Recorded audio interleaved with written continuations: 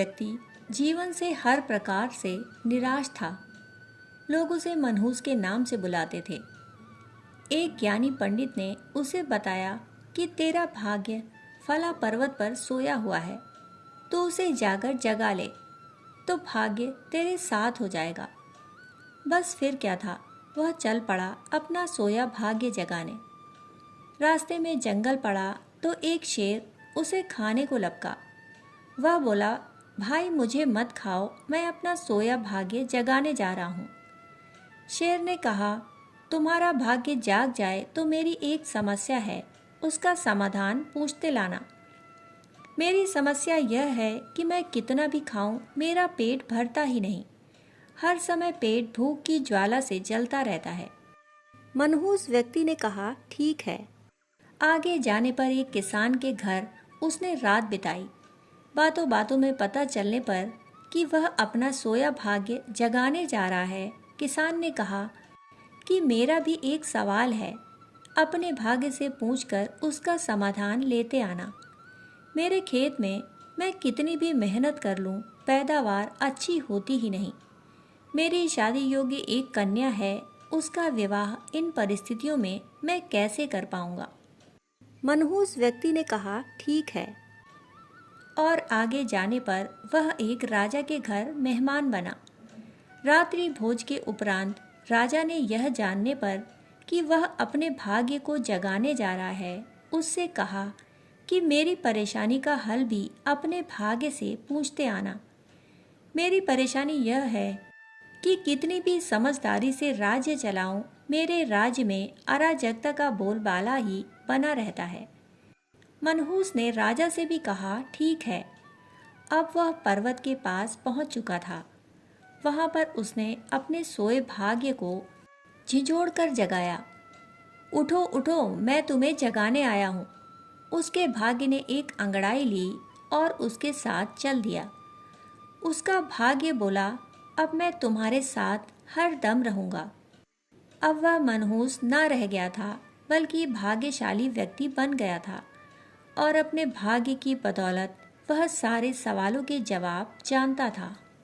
वापसी यात्रा में वह उसी राजा के घर मेहमान बना और राजा की परेशानी का हल बताते हुए बोला, चूंकि तुम एक स्त्री हो और पुरुष वेश में रहकर राजकाज संभालती हो, इसलिए राज्य में अराजकता का बोलबाला है। तुम किसी योग्य पुरुष के साथ विवाह कर लो, दोनों मिलकर राज्य भार संभालो तो तुम्हारे राज्य में शांति स्थापित हो जाएगी। रानी बोली, तुम ही मुझसे ब्याह कर लो और यहीं रह जाओ।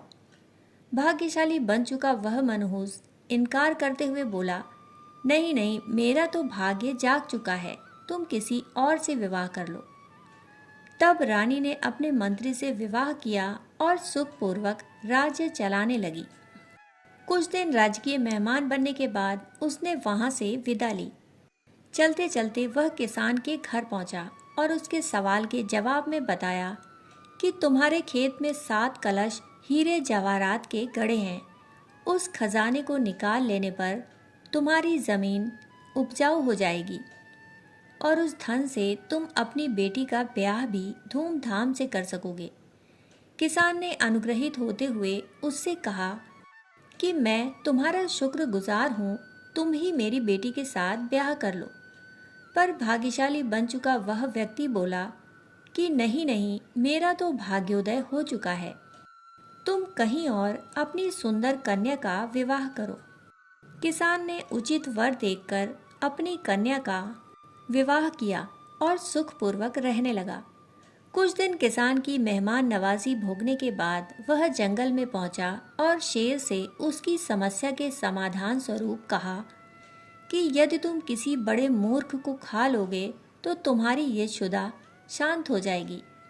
शेर ने उसकी बड़ी आवाभगत की और यात्रा का पूरा हाल जाना। सारी बात पता चलने के बाद शेर ने कहा कि भाग्योदय होने के बाद इतने अच्छे और बड़े 2 मौके गंवाने वाले ए इंसान, तुझसे बड़ा मूर्ख और कौन होगा। तुझे खाकर ही मेरी भूख शांत होगी। और इस तरह वह इंसान शेर का शिकार बनकर मृत्यु को प्राप्त हुआ। भले ही इस कहानी का सच्चाई से कोई वास्ता नहीं है, परंतु सच ही है, यदि हमारे पास सही मौका परखने का विवेक और अवसर को पकड़ लेने का ज्ञान नहीं है, तो भाग्य भी हमारे साथ आकर हमारा कुछ भला नहीं कर सकता। दोस्तों, कहानी सुनने के लिए आप सभी का बहुत बहुत आभार। फिर मिलते हैं ऐसी ही कहानी के साथ। तब तक के लिए धन्यवाद।